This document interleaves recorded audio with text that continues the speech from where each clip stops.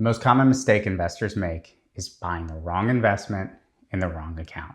I'm going to show you the impact fixing this mistake can have on a portfolio. Picture this. You've done everything right. You've saved for decades. You picked a reasonable mix of stocks and bonds, and you've stayed the course through all the market crashes. And yet, you could still be leaving $1 million or more on the table. Today, we're breaking down asset location, not asset allocation. You've probably heard that term 1,000 times.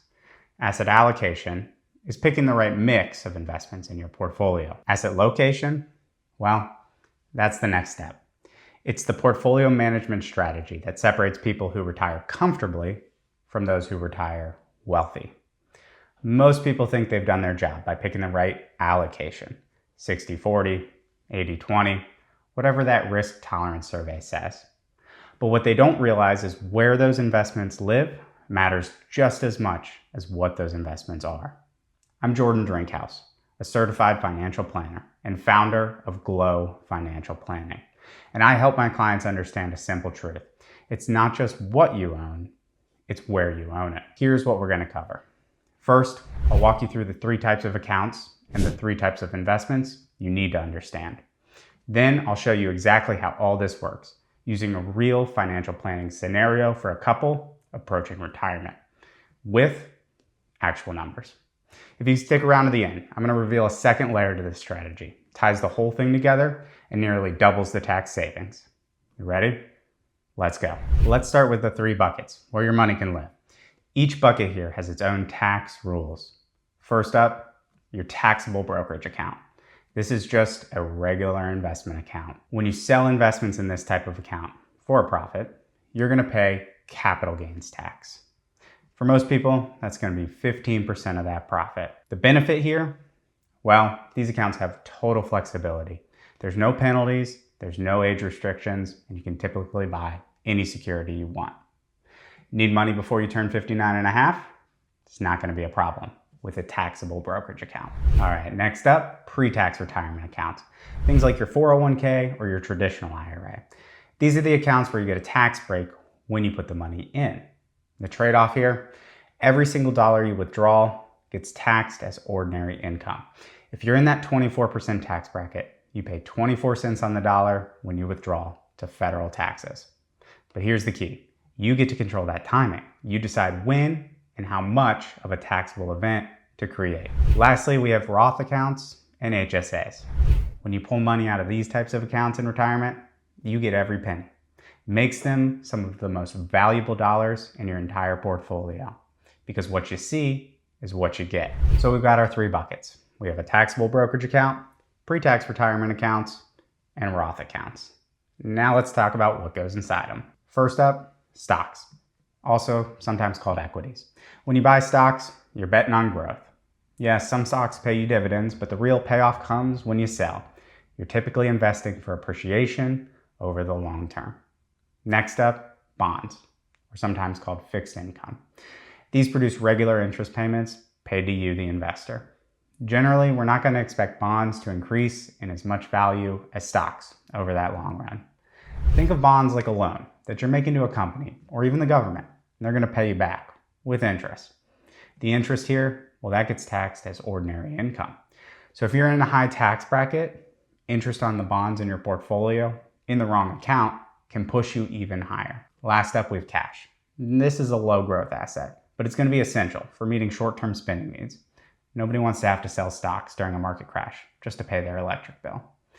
Now, typically cash is going to get lumped in with bonds when selecting an asset allocation. So that's what I'm going to be doing for the rest of this video. So when I talk to people, they typically tell me something along the lines of, well, we took a risk questionnaire. It had some strange questions on it, and it spit out an answer. It told me I'm a 60-40 investor, 60% stocks, 40% bonds and cash. And then they go and they apply that exact same mix to all 3 buckets. They think I'm diversified, right? And honestly, they're not wrong. If you do that step, you're already going to be better off than a lot of people out there. But stopping at the first step, well, leaves a lot on the table. We want to make sure that we've exhausted every opportunity you have. That way you can unlock possibilities you've never imagined. This could be retiring earlier, It could be living a life in retirement you didn't think was possible. So that next step, that's asset location. Which investments live in which accounts to minimize taxes and maximize growth. So why is all this complicated? Now I gotta be honest with you. Like most things in financial planning, there's no one size fits all answer here. The optimal strategy is going to depend on your unique situation. Your tax bracket now versus your expected tax bracket in retirement. How long until retirement? How long you expect to live? How much you want to spend now versus in retirement? Whether you want to leave any money to the kids or a charity when you go. This is exactly why this stuff is hard, and it's why working with a planner who can model out your specific situation matters. Let me show you what I mean with a real example. I want you to meet Michael and Sarah Bennett. They are in their early 50s. They're approaching retirement. Now combined, they're earning $185, $115, so $300,000 a year. They've done a great job saving. Let's take a look at their net worth screen here. And if we scroll down, they've got $2 million prepared for retirement. That's going to be spread out $600,000 in their taxable account. They've got $900 between their 401ks. And $500,000 in their Roth IRAs. So let's take a look at how all this is invested. So right now they have roughly that 60-40 mix that the risk tolerance survey told them they should be at. Roy Capital is showing 54% stocks, 46% fixed income in their taxable account. The discrepancy here is that Roy Capital knows they have a little bit of cash in their bank account. They've got 60-40 split in the tax deferred or pre-tax accounts, and then they have a 60-40 split in the tax-free or Roth accounts. They're using those lifestyle funds, those all-in-one funds that are available in those brokerage accounts and 401k plans. Here's the thing, they thought they were done. They figured they could handle it themselves because they knew their risk tolerance and they felt like they were on track. And they're not wrong. They probably would have been successful with this plan. They would have made it work, but they're leaving free money on the table. And I'll show you what I mean. Watch what happens when we optimize the Bennett's portfolio for taxes. So I'm going to adjust their equity strategy here. I'm going to change it. Instead of being split evenly across all of the accounts, we're going to focus those equities in the taxable account first, and then tax-free, and then tax-deferred. So I'm going to hit refresh and we'll take a look at the results. All right, pretty nice. So optimizing for taxes, we've increased the ending assets of their plan by nearly $750,000. The Bennetts, well, they're saving about $164,000 in federal taxes across their retirement. In their taxable brokerage account, we're planning to have 90% stocks and 10% bonds. Now you might ask, why would we keep bonds in the taxable accounts? And there's two reasons here. First, in their early retirement years, they're going to be subject to lower income tax rates. So we don't want to waste that opportunity. Also, we're going to need some cash there to take care of their expenses before they can access the money in the tax-deferred and Roth accounts penalty-free. Now in the tax-deferred or pre-tax accounts, we're going to have 11% stocks and 89% bonds. So we're loading up on bonds here. The bond interest is tax-free while it's in the account, and the withdrawals later are subject to ordinary income tax rates anyways. The small tax allocation, well, that just helps the long-term trajectory of the account. Now in this Roth account here, we're going to have 100% stocks. 0% bonds. And this is key. We're not planning to touch the Roth accounts to support the Bennett's day-to-day retirement expenses. We've built the plan so that we don't need to. The assets here, they get to grow with the market for the next 2 decades or more. And they'll be ready for the Bennetts, tax-free, if we ever need to access them. Let me put that in a little perspective. The Bennetts have $500,000 in their Roth IRAs, right? Well, if they had invested that money into a total market index fund back in 1996, held that through the end of 2025, it'd be worth over $9 million today. The same $500,000 investment in that 60-40 portfolio that they started with, it'd be worth about $4.5 million today. That's still great, but I don't know anyone who wouldn't rather have 9, right? Let's take a look at the Bennett's projected tax rate and break down why this works. So the Bennetts are currently in the 24% marginal bracket. But later in retirement, we're expecting them to be able to withdraw from those tax-deferred accounts at 12%. That's a 50% savings on federal tax right there. So we're putting the bonds, which generate ordinary income, in the account that's going to be taxed at the ordinary rates anyways. Next, stocks in the taxable account. Why are we doing that? Let's take a look at their capital gains rate chart. So the Bennetts are projected to have a 15% capital gains rate across the majority of their remaining plan. Now, this is just their marginal rate. With smart retirement income planning, we can generate more than $100,000 of capital gains in their early retirement years and pay 0% federal tax on that. before Social Security kicks in. And finally, stocks in the Roth. We want Roth funds to grow for the long haul. We want the ability to pass tax-free assets on to the kids so they aren't hit with a tax bomb during their prime earning years. And we want the Bennetts to have flexibility for big expenses later, like long-term care or maybe helping the grandkids with college without a surprise tax bill. Tax-free accounts give people that flexibility to make large purchases without a big tax surprise. Now, is a tax bill a reason not to do something that you've always wanted to do? Generally, I'm going to say no. But I like to set people up with the right tools so that they have them available when they need them. Okay, now I promised you a second layer to asset location strategy. Here it is. So the Bennetts now have two things working for them. Asset allocation, they have the right risk tolerance, and asset location. They have the right investments in the right account.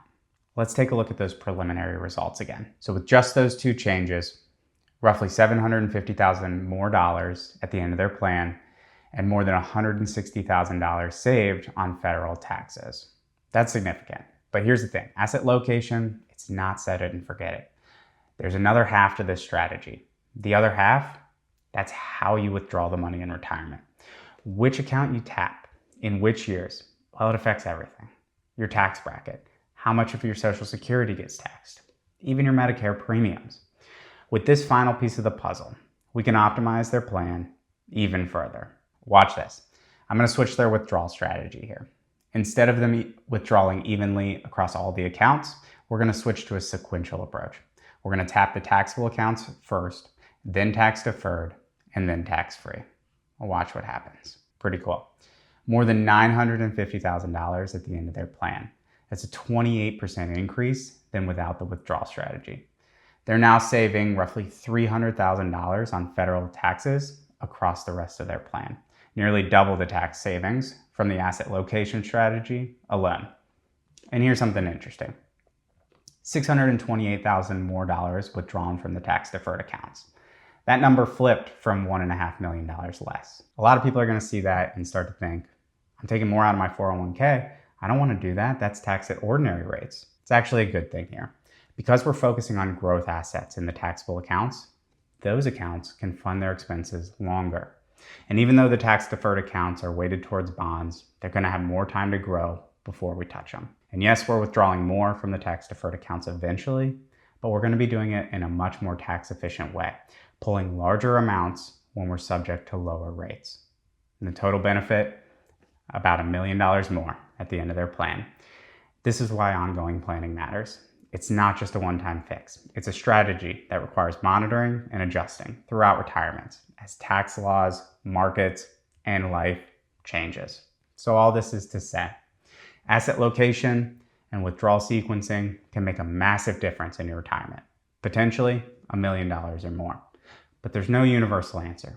Your situation's unique. The same couple I showed you today, well, they have a specific income, a specific savings, specific goals, all built into the plan. Your numbers are almost certainly different. Your optimal strategy might be different. This is exactly the kind of analysis I do for my clients at Glow Financial Planning. We're going to look at your complete picture, accounts, tax situation, retirement timeline, and build a strategy tailored to you. If you found this helpful, consider subscribing for more videos like this. I break down complex financial topics, show you how they actually work with real planning scenarios. And if you want to see what comprehensive financial planning could look like in your situation, head to my website, book a free consultation call. I'll link it below. I'm Jordan Drinkhouse. I'll see you in the next video.